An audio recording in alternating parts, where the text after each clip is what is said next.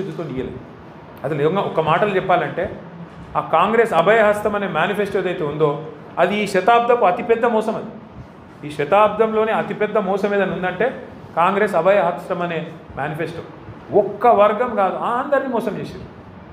ఖార్గే సాబ్ వచ్చిండు, వచ్చి చేవెళ్ళలో చెప్పిండు 10 లక్షలు వాళ్ళు ఇస్తే 12 లక్షలు మేము ఇస్తాం, దళితులకు 18% వాటా ఇస్తాం ప్రభుత్వ కాంట్రాక్ట్లలో.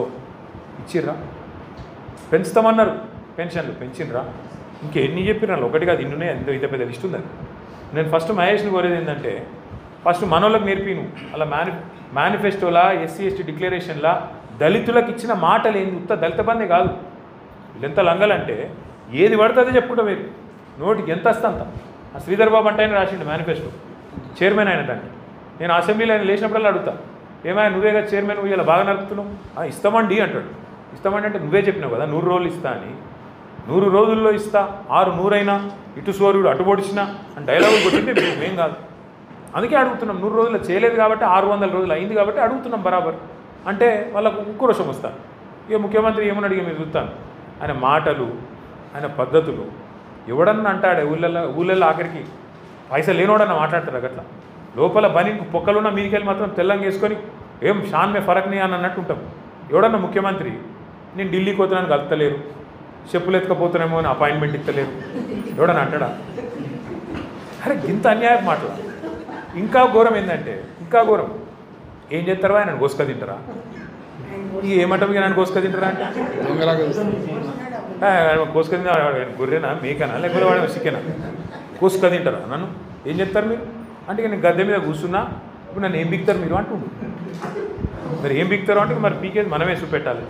రేపు లోకల్ బాడీ ఎలక్షన్ రానే వచ్చింది అంటే ఆయన ధీమా ఏంది?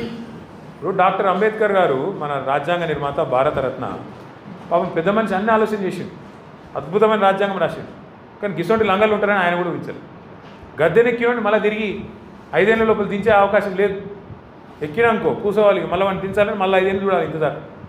పాపం ఆయన కూడా పెద్ద మనిషి రీకాల్ వ్యవస్థ అని పెట్టలేదు. కొన్ని దేశాలలో ఉంది రీకాల్ అంటే ఇచ్చిన మాట నెరవేర్చకపోతే మళ్ళీ వెనక పిలుచుకునే అధికారం ప్రజలకు ఉంటుంది. గట్సోంటి వస్తే ఇటువంటి లంగలు కూడా భయపడతారు. లేకపోతే ఏంది? ఎవరు నన్ను ఏం బిక్తారు మీరు? ఏమనంటే కేసీఆర్ మీద బట్టగాలుస్తా, వేస్తా, తెల్లారులేస్తే డైలాగులు కొడతా, కేసీఆర్ని తిడతా, ఏమేమి మాటలు ఆయన ఇంటే ఆయన నోటికి మొక్కాలి.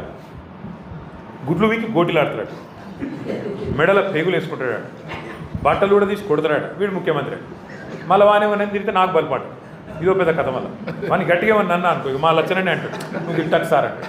నేను తిడతలేనే వాడు చెప్పినే చెప్తున్నాను, నేను చెప్తున్నాను. ఆయన భాషలో ఆయనకు అర్థమయ్యేటట్టు చెప్తున్నా అని చెప్తున్నా. ఏం చెప్పాలి మరిగా? ఇప్పుడు కుక్క కాడుకు చెప్పు దెబ్బ. మరి ఏం చేయాలి? నేను మాకు ఇష్టం లేదు తిట్టుడు, ఆ భాష ఇష్టం లేదు, కానీ తప్పలేదు.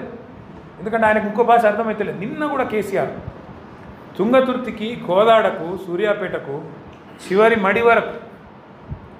మడి వరకు నీళ్ళు ఇచ్చింది కేసీఆర్ కాళేశ్వరం ద్వారా. అది ఆయనకు తెలుసు, తెలియదని కాదు. కానీ ఎంత లంగా అంటే ఈయన వచ్చినాక 2 ఏళ్ళ నుంచి నీళ్ళు లేవు. అన్నీ తెలుసు, ఇది తెలుసు, అది తెలుసు. కానీ చర్చకు వస్తావా అంటాడు. మొన్న పోయినాం చర్చకు రమ్మండి, ఆడికెళ్ళి మళ్ళీ వీకెండ్ మళ్ళీ చర్చకు వస్తావా నిన్న డైలాగ్. ఏమనాలి? చర్చకు పిలిస్తేనేమో పారిపోతాడు బిరికి సన్నాసి. మళ్ళీనేమో చర్చకు వస్తావా కేసీఆర్, నాగార్జున సాగర్ కట్ట మీదకి వస్తావా? మేమన్నాం ఇక రారాబాయి మరి మేడిగడ్డ బరాజ్ మీదకి రాయిగా ఆడిడేందుకు. మంచిగా ఉంది, అది కూలిపోలే. నువ్వు కూలేశ్వరం అని నీకు నెత్తి బాగలేక నువ్వు అంటున్నావు. కానీ నిన్నగాకమన్నా మా జగదీశ్వర్ రెడ్డి గారు వేయచ్చు మొత్తం మేడిగడ్డ బరాజ్ మీదనే కారు నడుపుకుంటా, ఒక ఇక్కడనే కుంగింది, ఒక ఈయనే నా కారు ఉంది చూడుండ్రి అనుకుంటా ఆయన ఇలా ఆడ పెడతాడు సూర్యాపేటలో. నేనేమంటున్నా అంటే ఇంత మోసం, ఇంత దగ ఒక దళితులనే కాదు, ఏ వర్గాన్ని విడిచిపెట్టకుండా అందరికీ.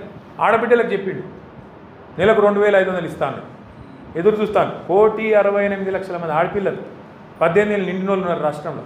వాళ్ళందరూ ఎదురు చూస్తాను ఎప్పుడు వస్తాయి 2500. వచ్చినాయా?